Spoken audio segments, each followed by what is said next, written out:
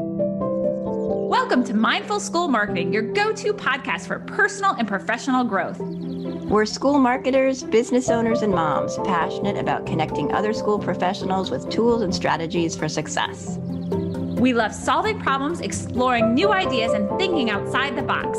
Let's transform your school and life starting right now. Transform your school's admissions and marketing with Inquiry Tracker, the ultimate solution for managing inquiries seamlessly. Discover how you can make your admissions process more efficient and effective with this leading solution. Welcome to Mindful School Marketing. I'm Aubrey Bursch. And I'm Tara Clays. Today we're joined by our friend Chris Pryor. Chris is the founder and principal of LeadTeam Partners. After a 20-plus year career in independent schools, Chris now leverages his experience and extended network to help school leaders navigate school partner searches via the School Partner Connect community. Doing so allows school leaders to prioritize day-to-day operations while delegating the search to a trusted advisor. I'll also add it's a great way for advisors to connect with each other. So welcome, Chris. Thanks for being here today. Great to be with you both, and I'm excited to talk a little bit about outsourcing. Absolutely. So Chris, I'm really excited about this topic personally, and I know a lot of school leaders are going to want to hear what you have to say regarding outsourcing. I think it's something you specialize in and you know really well. And it's something that our school leaders kind of struggle with.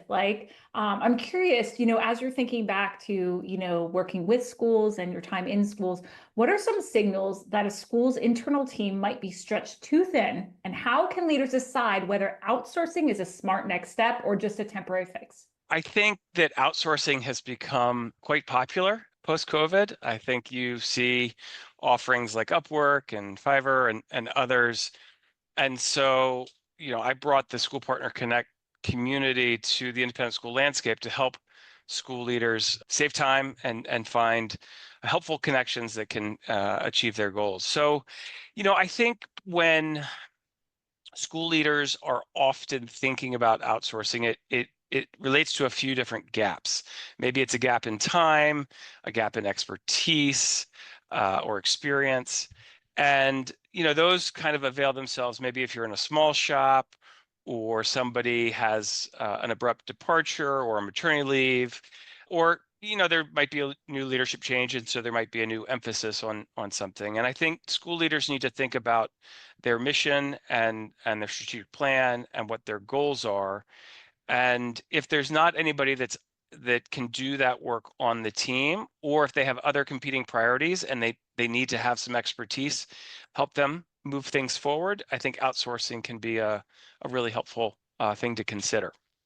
Yeah, so let's get a little more specific. When a school is considering outsourcing a function like marketing or enrollment strategy, what should they not outsource? And what things should stay in-house all the time? And then also, what are some of the best outsource roles? I think you can outsource a lot of things. It depends on your particular school community and your team as to what might make the most sense to outsource. But things that I wouldn't outsource, I think project management is hard to outsource. I once did a project for a school where I built the team and tried to manage the project from afar. And I think it was troubling. Not that there wasn't good intention and good effort, but I think project management is something that's hard to outsource. I also think content creation. We had a school recently that wanted to outsource all of their digital marketing, including content creation. And we advised them not to go that route.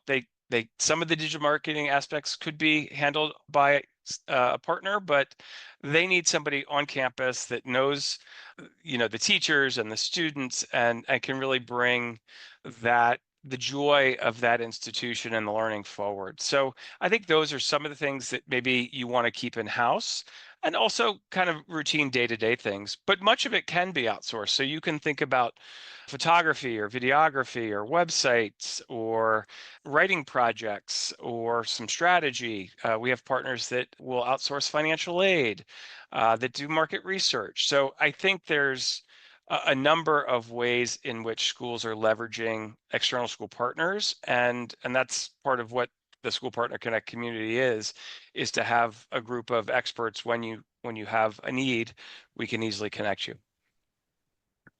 This is fascinating. I think I love what you said here about, things to think about, like to outsource and things to hold close, right? So if you think about, like, I always talk to schools about like their zone of genius. Like, what's the zone of genius that like only you can do? Like, that's probably the thing you can't outsource, right? So the zone of genius thing. And then I too agree. I think especially like social media, outsourcing that can be really challenging for schools, because if they're not creating the content like you were talking about, if it's not someone in there physically the building knowing the stories and stuff, that's really challenging to outsource a lot of times. So I appreciate you kind of sharing that. And then talking about the best outsource roles, because there's so many different things that people can outsource, like where their time can be saved and they can outsource everything. I'm curious, you do work with a lot of heads of school. You certainly, in this space, just about everyone, Chris, and you work with a lot of leadership teams. Like, what are some, like, as you're going through this process through School Partner Connect and talking with heads and everything, what are some key questions you encourage them to ask before engaging an external partner, or maybe even before figuring out what they want to outsource to? I think they need to figure out what the core issue is. Oftentimes, folks will reach out to a consultant to explore a topic, and when the consultant digs in, they peel back the onion and they figure out that it's not really what they thought it might be. A perfect example was a local school reached out to think about some tuition setting, and during the conversation, it really led to some market research work before they even got to that type of discussion. So, if they can really figure out what the core issue is, how that aligns, with their strategic plan, and how will they determine success. I mean, having some of those initial conversations will help them when they start to develop a scope of work and start to talk to potential partners to see if they might be a good fit to execute. But leaning in and having some internal conversations first to get clarity,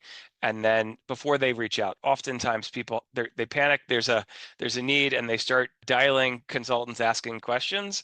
And I think before they do that, they need to pause and really think about what is it that they want to achieve, what they think is the issue, and if they can allot the time needed to investigate it. Yeah, I think devoting that time, it's one of these things I know I find too, delegating is hard to commit to because it takes time and work to work out what you're going to delegate and give clear direction. As someone who is outsourced, oftentimes with schools who provides that kind of service, I also work with contractors. And so I understand from both perspectives how that works and the commitment that you have to make. And actually right now, I'm really focused on updating and upping my game in terms of giving direction. And with AI tools, which we love to talk about, there are so many great ways to take all of your information, all of the stuff in your head or in your repository of Google Drives, and put it together in a concise way to give good direction to somebody that's coming in to work with you. And so I'm leading up to a question with all of this because it's making me think a lot about where I am right now in terms of my relationships, both with my clients and with my contractors, in terms of creating a successful working relationship, having conversations with outsource partners. What are some common pitfalls that can derail those partnerships? I spoke with a few of our partners because I've been thinking about that a lot. I think the first thing is that there needs to be full support from the head of school and the board. We ran into an issue recently where there was misalignment between the head and the board. And so a project that we thought was going to take off stalled. And so making sure that there's alignment with leadership is really important. I think, again, I mentioned it earlier, but alignment with your mission and the strategic plan that the work that you're about to embark on drives those forward, I think is critical. Having a clear scope of work. There's oftentimes mission creep when you get into these projects and there's one more thing to add. And I think if it's written down and it's clear in terms of the timeline and the deliverables, it keeps everybody accountable to their end of the bargain, and not kind of ending up in some frustration. I mentioned the time, but oftentimes school leaders are so busy that if they haven't allocated the appropriate amount of time, or at least one person to manage the project, there are frequent delays, and I think that can be frustrating for both sides of the equation. So prioritizing the project and committing the right resources to see it through, I think, is really important.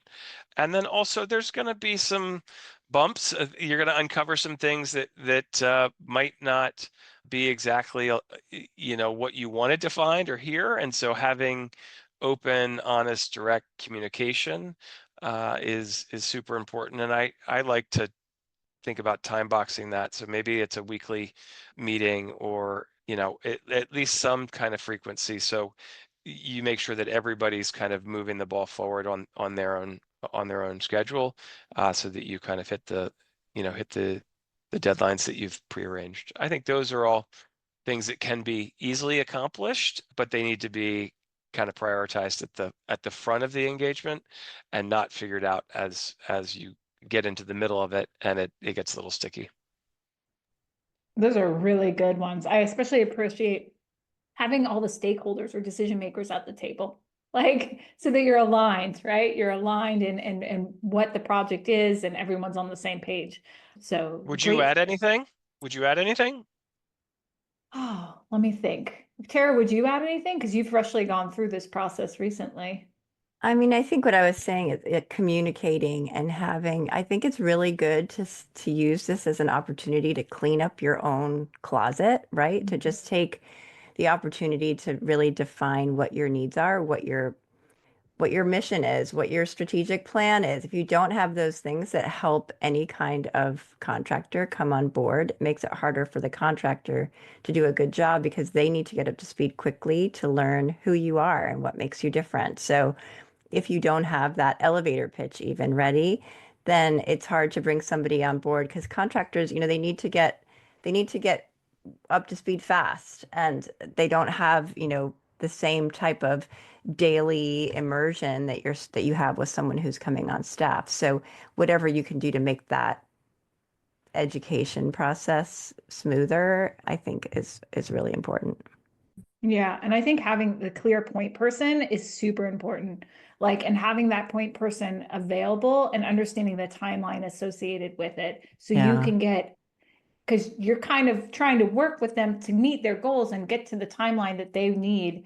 But if people aren't getting back, or the point person isn't the correct point person, that can really slow down a project. And no one wants a project slowed down, because they want the end result from the project. And then the other piece I would definitely say is do research. I think you kind of hit on this, Chris, but the research before, to figure out really what is the root challenge prior to, because what you're asking, if you're asking for digital ads, but you realize, like, as you do some more research, that, well, in order to have digital ads, you really need to have a decent website and landing pages, and also good messaging and good photos, like, where, like, you're backing up. It's like asking, okay, so what has to happen before this happens? What has to happen before this? And doing research so that you're coming to the table knowing. And I know many of my colleagues who work in digital ads will walk people through this process too, and be like, okay, so we could run ads, but here's what we recommend you doing first, right? Right. So just Right. asking those questions prior will help you figure out what things you need to tackle prior to going to that end result you really want. Yeah. I think, what I just mentioned is all part of the engagement process once somebody's been engaged. But I think there are some things that school leaders can do to help the consultants that are even bidding on the project. We ran into a conversation recently where we had a few of our partners bid on a project and spend time on the RFP and submitting the proposal, and then they didn't hear back in the end from the school leader. And I would say, the the school leader, should circle back with everybody that has expressed interest in the opportunity, and just let them know, even if it's a no, that's a kind thing to do, is say, we've decided to go in a different direction, and give a little feedback. I think that's super helpful for the external school partner, so they can, be better the next time around, or maybe it just wasn't a good fit for whatever reason. And I think that is helpful for both sides of the equation, just to put a pin in it and move forward. Yeah, that is a great tip right there. I think, the communication, the follow-up is really helpful. And it creates, I mean, the independent school world is not a big world. Like we No. all want to be supportive of each other, and I mean, you throw a rock and you hit like consultants in schools. So like we're all in this together. So That's I think right. this is really cool. I want to shift a little bit. So as you know, you've been a wonderful guest at our Small School Leaders Conference. I work with small schools all the time. I know Tara does as well. Let's talk about like schools with limited budgets. Like how can outsourcing actually be cost-effective move? I mean, can it, right? And are there creative ways small schools can make this work? So, I mean, full-time employee is expensive, and I think many small schools and even other schools can't always add to their marketing team or their enrollment team or their advancement team. And so outsourcing is an alternative. I think there's lots of different providers out in the market, and knowing kind of how to find one that meets your need and your mission is a little bit of an art and a little bit of a science. But I think it saves time on the back end. If you can hire an expert to do something really well in a short period of time, and it's not something in your, what did you call it, a genius zone, or your genius skill, then you're putting your time and priority into something that you do really well, that advances the mission of the school. So we did a project for a school in Austin earlier in the year, and they thought it was going to be a very expensive endeavor. And when they reached out, we surveyed a few and found them a price with an expert that was going to be able to meet their need and do it within budget. And so I think everybody assumes that outsourcing and hiring a consultant is super expensive. It certainly can be, depending on the scope of the work and who you're hiring. But there's lots of talented folks out there that might be in a smaller shop or a boutique shop, and not in one of the bigger organizations, and they might be a little bit more competitive with the costs, especially if they are relatively new to consulting. They might have a lower price point too, as they're building up their client roster. So, if I can ever help point you in the right direction, I'd be happy to do it. But small schools certainly, have budgets, and we ran into this the other day where, they couldn't move forward because they didn't think they had budget. But one of the things that they didn't do was they didn't reach back out to the consultant to say, hey, we're in a tight spot. Will you work with us on pricing, or will you work us on with, how we pay for it? Can we pay maybe in installments, or work out something? So I think being, again, open and honest with the communication about where you are and what you need. But there are options to outsource, and for each size of project, you just need to kind of do a little bit of investigating to see what might be a good fit. You made some really good points there, Chris. I kind of have a follow-up question for this. A lot of schools, when they look at a price tag for a consultant, they're like, wow, that's a lot. And sometimes it's not a lot. But like, can you talk a little bit about the difference between a consultant and an employee, and where that like price savings can come in? Because I think a lot of, as I'm looking at like people who are in small schools or they're hiring for positions, but what is the true cost behind those positions versus if you outsource some key components, it might actually be cheaper. Can you talk a little bit about that? Well, I mean, the first part is hiring for talent, right? And so maybe you can't find the right person that fits all the boxes in your local area. And so by broadening your search and outsourcing, you get access to a greater degree of talent. So that's one. Two, you're paying obviously a full-time salary plus benefits, and while they are dedicated to your school and the work that you're doing, maybe they don't have the same range of experience And so by hiring a consultant that works with multiple schools, they've seen it in different sizes and shapes. I can give you really helpful advice where they've seen this work really well at another institution and can bring that experience and advice to bear. So I think that is certainly a kind of added value of hiring a consultant. And then, you only need them for a short period of time for the scope of work. You can define that and box it out and budget for it. A simple example would be we always hired a photographer to come to campus when I was a school leader in the fall and the spring, and we would take those photos and run with them for the entire year. And while we had somebody on staff that could take photos, the output was not anywhere close to the professional photographer that came on campus. And so that was a really great return on investment because we spent 2 days worth of photo shoots, but we had access to these incredible images for our website, for social media, for our impact report, you name it, throughout the entire year. So I think you can get expertise and you can expand your reach in terms of your talent pool by using consultants in strategic ways, right? There's definitely great reason to hire talented people for your team, and it's just a matter of what skills you have and how else can you kind of supplement the team's effectiveness with things that you aren't so great at. Totally agree. Makes sense, of course. I hear that a lot when I work with schools on their websites, because that's something that is often outsourced, right? Mhm. What are some innovative ways that you've seen schools use consultants, external partners that maybe they haven't considered yet? Anything out of the box? Yeah, so I did a webinar with ESHA, the Elementary School Heads Group, and we had a head of school that outsourced his entire business office. And I thought that was really innovative. And now that had business acumen and technology background, and so he was well positioned to take on the extra work of coordinating the consultants that were working with him in an outsourced capacity for his business office.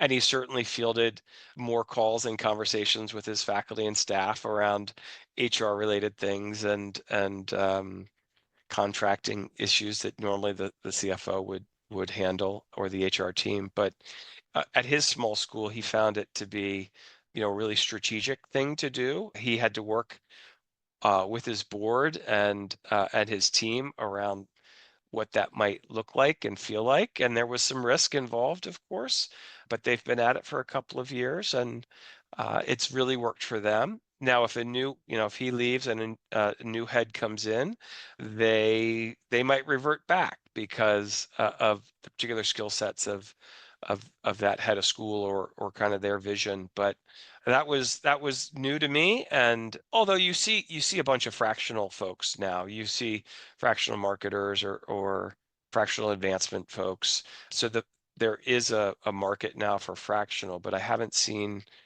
too many outsourced business offices completely. You've seen aspects of it, but not the whole team. I would love to do that. Yeah, I just had a That's call about payroll. Nobody likes payroll that's and the not fun yeah, stuff. Yeah, bookkeeping. Yeah, for sure. absolutely. Yeah. Yeah, I think there are so many. I think especially as we continue to move, as AI and technology grows, I think it would be really interesting to see what other creative solutions there are for outsourcing so that small schools can continue to like live out their mission and also create a sustainable kind of foundation as they move forward. So I'm Yeah, I very wonder intrigued. about, I'm gonna just, I mean, on that note, right? Like, oh, as consultants, we also wonder, and employees too, what jobs, what roles AI is going to replace completely. And more and more it's doing just, there are so many things it can do. And we love talking about that, but I won't go down that rabbit hole. We have episodes focused on that. It is, yeah, we could go down that rabbit hole, but not now. Thank you, Tara. So I'm going to transition our conversation, Chris, to, as you probably remember, rapid fire questions. So I have to Yes. ask, are you ready for your rapid fire question? I think so. Okay. Okay. You don't look scared, so that's a good sign. Yeah. All right. If you could put one book as mandatory reading in the high school curriculum, what would it be? I don't have a singular book, but I think kids today need to learn about entrepreneurship. I think I had a lack of education in that area, and I'm leaning into it now. And I think anything about entrepreneurship is great. Creative thinking, taking risks.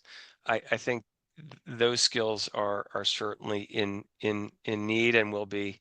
And of course, as Tara mentioned, kind of the AI, anything kind of on the technical side to support, learning and growth is really important. Next question. What is one app you could not live without? After we're done with this, by the way, we're going to remind you what you said last time since you're a repeat guest. But what's one Oh app my you could goodness. not live without? I probably said something as a parent, which is Team Snap. If you know anything about me, you know that I'm a soccer dad and I run all over Northern Virginia and the East Coast with soccer games. So Team Snap, but there are many others Good that I have. memory. Good memory. Sports Engine, I use a bunch of different ones, but that is like my go-to because outside of Calendly, it is the one that I manage kind of my afternoon, evening schedule with. That is I how, actually said Team Snap last time. yes. That's hilarious. Okay. I was like, well, look, we can use this as a timestamp at this point of your life. It's the same as It's the last same. time. It's the same. Nothing's changed. All right. What are you reading right now? So my wife just got me a subscription to The Atlantic, and I'm really enjoying that. I read a lot online, and I also it's a soccer theme, but I just bought a book that I haven't dipped into yet. But Sir Alex Ferguson was the longtime manager of Manchester United, very successful coach and leader. So I'm looking forward to digging into that when I have a little extra time. Thank you, Chris. Last question. One great piece of advice you can leave with today. So I heard this the other day and I love it, and I'm sharing it with my own kids, and it's plan the work the plan. And so it's about really being thoughtful in designing your goals, your future goals, and thinking about what steps you need to take to achieve it. And then once you've, set up the plan, then you need to be dogmatic and aggressive about working the plan to achieve the outcomes you wish for. So that is what I am planning to do as I think about the little break that we might have with summer on the horizon and getting ready for the new year. I'm going to plan the work and work the plan. Wonderful. Thank you so much. Chris, where can people find you online? Well, you can find me in Falls Church City, Virginia, which is where I live, but online, I'm definitely on LinkedIn. My website is leadteampartners.com, and I'm super excited for any external school partners listening. I'm going to host our School Partner Connect Summit in August in the little city of Falls Church. So reach out if I can help. Thank you. Thank you, Chris. This episode is brought to you by Enquiry Tracker. We believe that every inquiry is an opportunity, and with Enquiry Tracker, you can unlock the full potential of your school's enrollment journey. Say goodbye to missed opportunities and hello to a streamlined admissions process that prioritizes efficiency and effectiveness. Discover the leading solution for school admissions and marketing. Visit inquirytracker.net to book a personalized demo today. That's inquiry with an E, tracker.net. Thanks for joining us on the Mindful School Marketing Podcast. We'd love it if you pop into iTunes and leave a review, 5-star preferred. Let us know how you like the show. It helps us improve what we're doing and helps others find us too.